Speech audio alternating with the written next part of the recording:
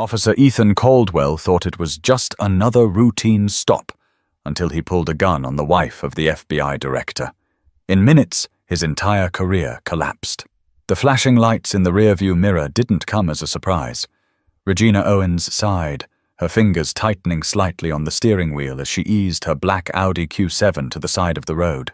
The houses lining the quiet street in Brentwood, Tennessee, stood tall and pristine, their manicured lawns basking in the early evening light. She knew this neighborhood well. She had lived here for over a decade with her husband, Samuel Owens, the director of the FBI. But she also knew how this looked. A black woman alone in a luxury car, driving through an area where people like her were still questioned. Her eyes flicked to the rearview mirror. The officer hadn't even exited his vehicle yet, but she could already sense what was coming. Regina reached for her phone and pressed record before placing it on the passenger seat. Not that she expected this to go viral. She just knew better than to rely on anyone else's version of events. Then the door of the patrol car swung open. Officer Ethan Caldwell stepped out, exuding the kind of arrogant authority that came from years of unchecked power. He was in his late 40s, tall, broad-shouldered, with a face that looked like it hadn't cracked a smile in years. His uniform was crisp, his badge polished, his belt loaded with all the tools of intimidation. He approached slowly, each step deliberate, his hand already resting near his holster. Regina exhaled through her nose. "Here we go." Caldwell stopped just behind her window, keeping enough distance to force her to crane her neck to look at him. "License and registration," he said, voice flat. Regina kept her hands on the wheel. "Mind telling me why you pulled me over?" Caldwell's eyes narrowed. "You failed to signal at that last turn." Regina blinked. She had driven this route thousands of times. She knew she signaled. She gave a slow nod, more to herself than to him. "All right," she said. "My license and registration are in my purse. I'm going to reach for them now." Caldwell didn't respond immediately. He just stared, eyes flicking over her face, then down to a tailored blazer, the delicate gold bracelet on her wrist, the well-maintained nails. He was assessing. A slow smirk tugged at his mouth. "Go ahead, but make it slow." Regina fought the instinctive prickle of anger. She had played this game before. She reached carefully, deliberately, and pulled out the documents, handing them over. Caldwell took them without a word, but instead of examining them, he just stood there, watching her, waiting. Regina let the silence stretch. Then, finally, he glanced at her license. His expression flickered, just for a second. But he recovered fast. "You live around here?" he asked casually, like he was making small talk at a grocery store. Regina's jaw tightened. "Yes, about 2 miles down the road." Caldwell clicked his tongue. "Really?" He looked at the address again. "What brings you this way?" Regina laughed under her breath, shaking her head. "I wasn't aware I needed a reason to drive in my own neighborhood." Caldwell's eyes snapped back to her, his smirk fading. "Ma'am, I'm just doing my job." Regina met his gaze. "No, you're not." The words landed like a slap. Caldwell's posture stiffened, his shoulders squaring. His fingers twitched near his holster. The air in the car shifted. A small movement, but Regina noticed. The shift from arrogance to something more dangerous. "I'd be careful with that attitude," Caldwell said, voice dropping. "You're making this a lot harder than it needs to be." Regina tilted her head, her heart pounding but her expression calm. "How exactly am I making this harder?" Caldwell stared at her. The moment stretched too long. Then, with a scoff, he turned and walked back toward his cruiser, still holding her documents. Regina took a slow breath, pressing her hands against the leather steering wheel to ground herself. She had seen this type before. He wanted control, wanted her to feel small. But she wasn't small. Not today. She glanced at her phone, still recording. She had a feeling she was going to need it. But Caldwell wasn't done yet. Ethan Caldwell sat in his patrol car, staring at the license in his hand. Regina Owens. The name wasn't familiar, but something about the address made him pause. He glanced in the rearview mirror, eyes narrowing on the black Audi still parked under the golden glow of a street lamp. She didn't look nervous. That irritated him. Most people, especially women, got flustered when stopped. They tripped over their words, rushed to comply, eager to avoid trouble. But she sat there, calm, controlled, like she wasn't afraid of him. That bothered him more than it should have. He wasn't a bad cop. He had been on the force for over 20 years and had done his job the way it was meant to be done. He had a reputation, strict, no nonsense, respected. He didn't bend rules, didn't waste time with small talk, and sure as hell didn't take attitude from people who thought they were above being questioned. Ethan exhaled through his nose, still gripping her license. She had pushed back, just enough to test him. That smirk in her voice, the way she didn't rush to explain herself, the way she just looked at him without a trace of fear. She knew something he didn't. His fingers drummed against the dashboard. A woman like that in a car like that, in a neighborhood like this, something about it didn't sit right. Maybe it was just instinct. But Ethan had learned over the years that his instincts were never wrong. He looked at the computer mounted to his dashboard and entered her name. Regina Owens. Married. No criminal record, no priors, nothing that gave him a reason to push further. But his gut told him he needed to. His radio crackled. Unit 22, status check? Ethan lifted the receiver. Routine traffic stop. No backup needed. A pause. Then the dispatcher responded. Copy that, Unit 22. Ethan set the receiver down, staring at the computer screen again. There was nothing there. No reason to escalate. And yet, he wanted to. Because something about her was too calm, too sure of herself. People weren't supposed to be sure of themselves when they were pulled over. They were supposed to be on edge. That was what kept them from becoming a problem. His eyes flicked back to the Audi. She was still sitting there, her silhouette relaxed. Ethan clenched his jaw. He couldn't let her walk away from this thinking she had won. His decision was made before he even realized it. He shoved the license and registration under his arm, pushed open the door, and stepped out. His boots hit the pavement with a solid thud as he walked back toward her car. Slower this time. More deliberate. He stopped by her window again. Regina turned her head, her expression still unreadable. Everything good, officer? Ethan studied her for a moment. Then he leaned down slightly, resting his hands on the frame of her car door. You got somewhere to be? He asked, his voice smooth but laced with something heavier. Regina blinked once.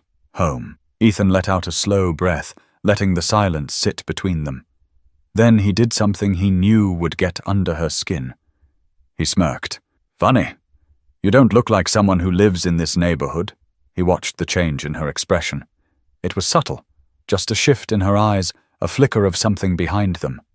Not fear. Something colder. Regina inhaled through her nose, exhaled through her mouth. Slow, controlled. And you don't look like a cop who follows protocol, she said evenly. The smirk on Ethan's face faltered for just a second, but he recovered. His fingers drummed against the top of her car. He could feel the weight of his holster on his hip, the badge on his chest, the years of power that had never been questioned. Not until now. She got lucky tonight, he thought, but he wasn't letting her go just yet. Regina's pulse remained steady, but she could feel the shift in the air. Ethan Caldwell was testing her, pushing to see how far he could go before she reacted. This wasn't about a traffic violation anymore.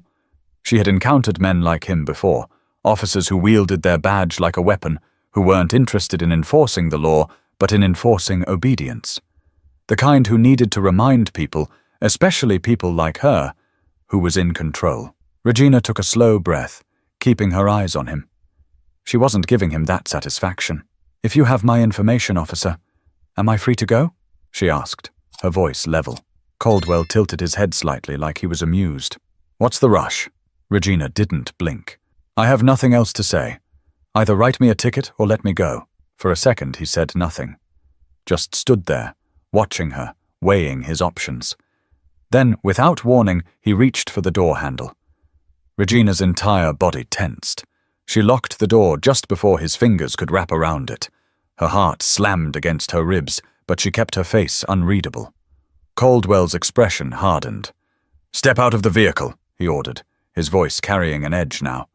The casual condescending act was gone. Regina stared at him. On what grounds? Caldwell straightened, his hand moving toward his hip. Do I really need to spell that out for you? Regina knew where this was going. Knew that if she so much as twitched the wrong way, he would claim she was resisting, that she was being difficult, that she posed a threat. She also knew something else. He had no idea who she was. Regina exhaled, rolling her shoulders back. She had given him every opportunity to de-escalate. He had chosen not to take it. She slowly reached for her phone, never breaking eye contact. I'm recording, she said. Caldwell let out a dry, humorless chuckle. Oh, you think that scares me? He leaned in just a little.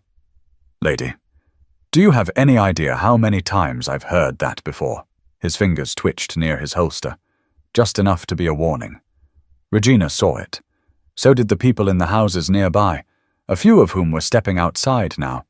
A man across the street, still in his work clothes, pulled out his phone. Another, an older woman walking her dog, had stopped completely, her mouth slightly open as she took in the scene. Good. If Caldwell wanted an audience, he was going to get one. Regina turned her phone toward him. Badge number? She asked, her voice loud enough for the bystanders to hear. Caldwell's jaw tightened, and for the first time he looked unsure, but he covered it quickly. I said step out of the car, he repeated, firmer this time. Regina didn't move. Are you refusing to comply? He pressed. She met his stare, unshaken. I'll step out, she said. When you call your superior and tell them you just pulled over the wife of the FBI director. The words landed like a bomb. For the first time, Caldwell actually blinked. A flicker of hesitation crossed his face. His hand, which had been inching toward his gun, froze. The man across the street, still recording, took a step closer. Did she just say FBI? He muttered. Caldwell's nostrils flared. He wasn't backing down. He had come too far for that. But the doubt was there now. Regina saw it. And so did everyone else. But Caldwell wasn't done yet. For the first time that evening, Ethan Caldwell hesitated. Regina saw it. That split-second pause, the tightening of his jaw, the shift in his stance. She had cracked something. But hesitation wasn't retreat. He squared his shoulders, doubling down. Step out of the car, now! Regina didn't move. Her phone was still recording, held up for anyone watching to see. I asked for your superior, she reminded him, calm but firm. Unless you have probable cause, I am legally within my rights to remain inside my vehicle. The crowd was growing. More neighbors had stepped outside, phones in hand. The tension had shifted. She wasn't the one who looked like a threat anymore. Ethan's pulse pounded. He had control. He always had control. But now, this woman, this damn woman, was making him look weak. And weakness wasn't something he tolerated. His hand dropped to his holster. Last chance, lady, he said, voice lower now, more dangerous. Open the door, or I'll make you open it. Regina felt it before she even saw it. That shift. The moment where everything became life or death. She had been in high-stakes situations before, had seen firsthand the way power was abused, the way a uniform and a gun could turn a man into a monster. She had been prepared for a traffic stop.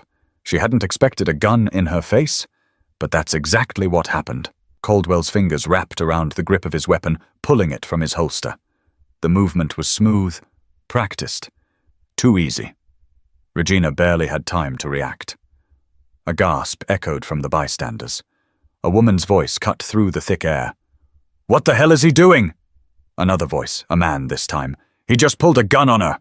The street, once still and quiet, erupted into chaos. Regina felt a chill race up her spine, but she didn't move, didn't flinch, didn't break. Instead, she looked him in the eyes and called his bluff. You just made the biggest mistake of your life, she said, loud enough for everyone to hear. The words sliced through the night. Caldwell didn't lower the gun. His breathing was uneven now, the reality of what he'd done catching up to him. But he couldn't back down. Not in front of all these people. Not with cameras rolling. Then, footsteps. Fast. Urgent. A new voice, sharp with authority. Officer Caldwell, stand down! Caldwell froze. The voice had come from behind him. He turned slightly, enough to see another officer, a familiar one. Sergeant Raymond Briggs. Briggs wasn't just another cop. He was his commanding officer, and his expression? Pure fury. "Lower your damn weapon, now!" Caldwell's grip tightened. He could feel his control slipping, but he had already lost. Regina could see it, and so could everyone else. But the damage was already done. Caldwell's fingers twitched around the gun's grip, but his body was betraying him. The weight of his decision, his mistake, was finally starting to settle. Regina didn't move, didn't breathe too deeply. She knew better. A gun in the hands of a man like Caldwell wasn't just a weapon, it was an extension of his ego. Behind him, Sergeant Raymond Briggs wasn't playing games. "I said lower your weapon," Briggs barked, stepping closer. "Right. Now." Caldwell's jaw tightened. His mind was working overtime, trying to calculate a way out.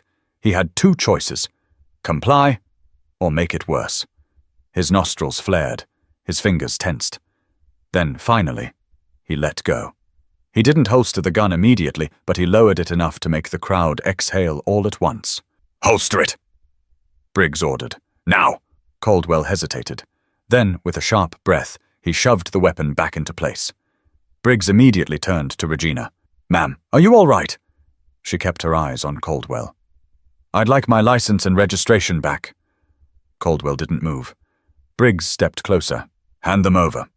Caldwell's hands were shaking now. He reached into his chest pocket and pulled out the documents, tossing them onto Regina's dashboard like they were trash. Regina took them without a word. Briggs turned back to her.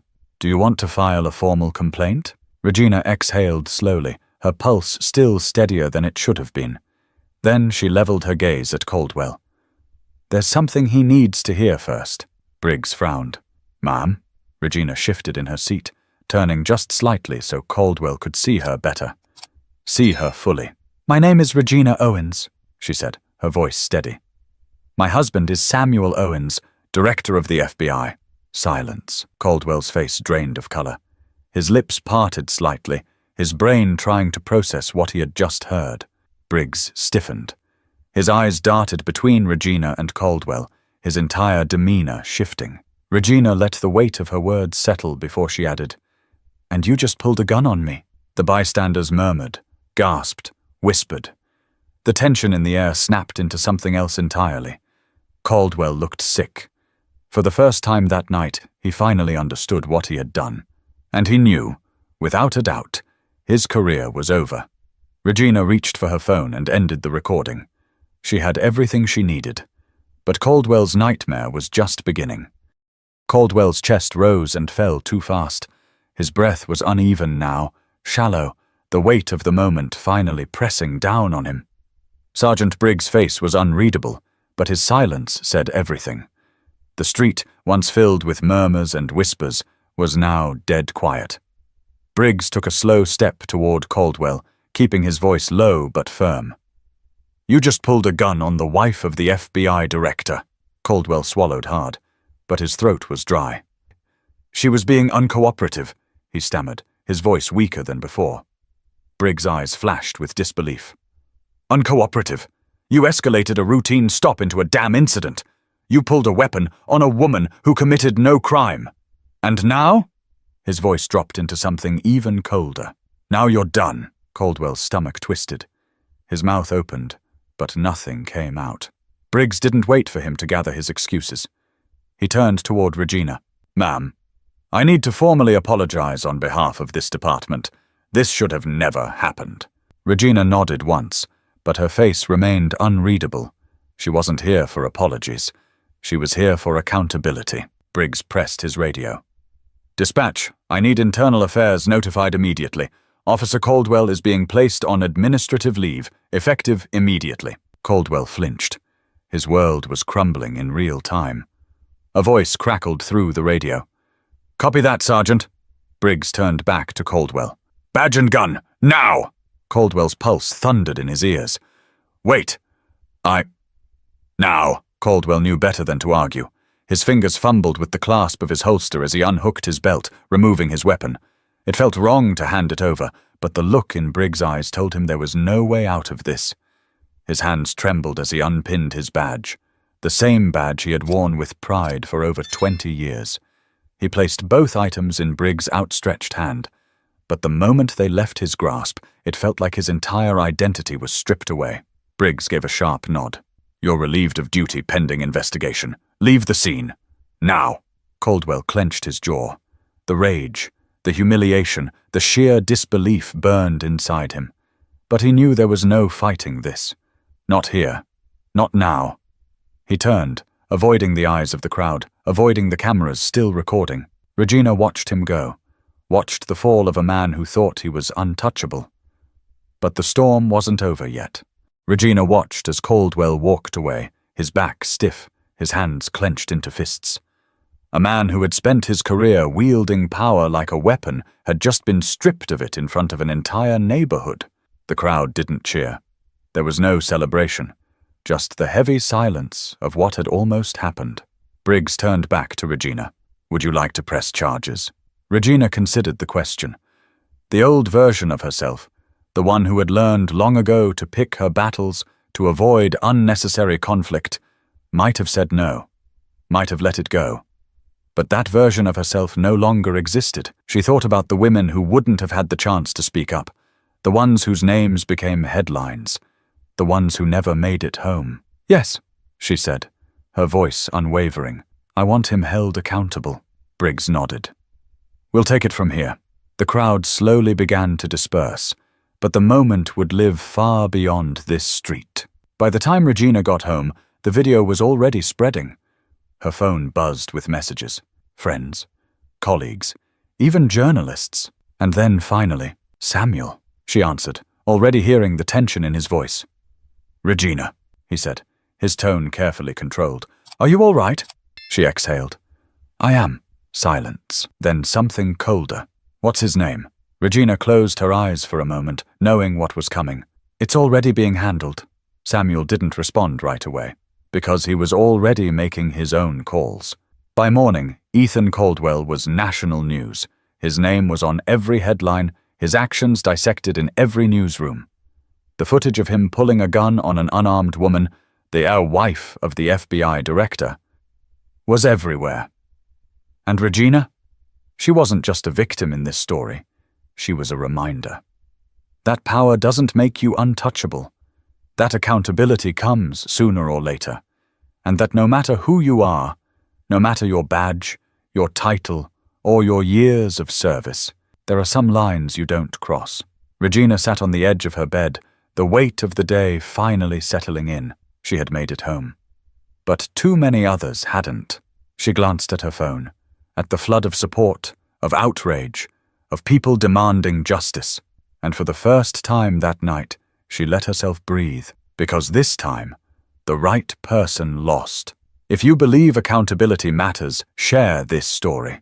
Let people see the truth. Let them know that power should never be used to silence the innocent. And if you haven't already, subscribe for more real stories that need to be heard.